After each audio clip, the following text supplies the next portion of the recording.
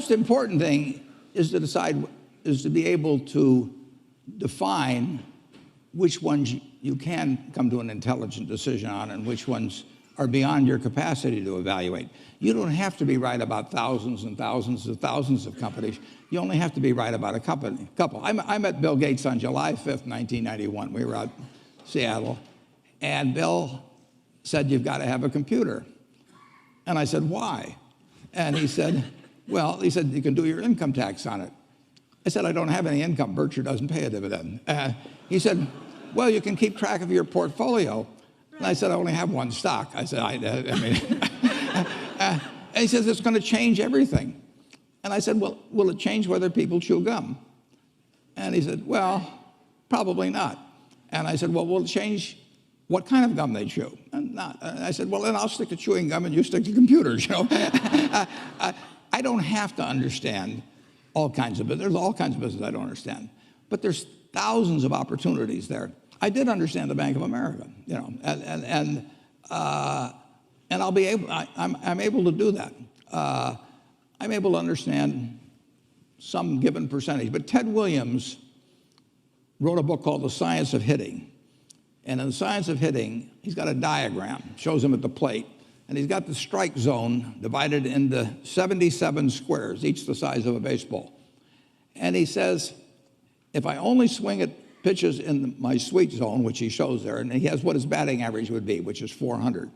If he had to swing at low outside pitches, but still in the strike zone, his average would be 230. He said the most important thing in hitting is waiting for the right pitch. Now, he was at a disadvantage because if the count was 0-2 or 1-2 or so on, even if that ball was down where he was only going to bat 230, he had to swing at it.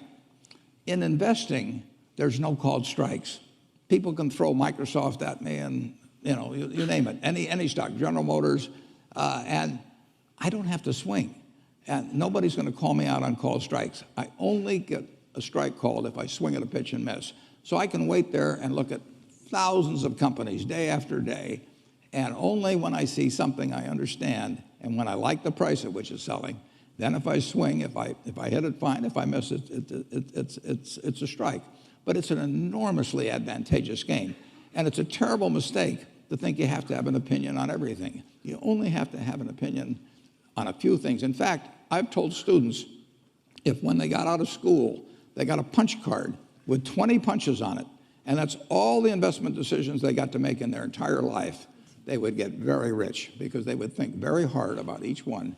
And you don't need 20 right decisions to get very rich.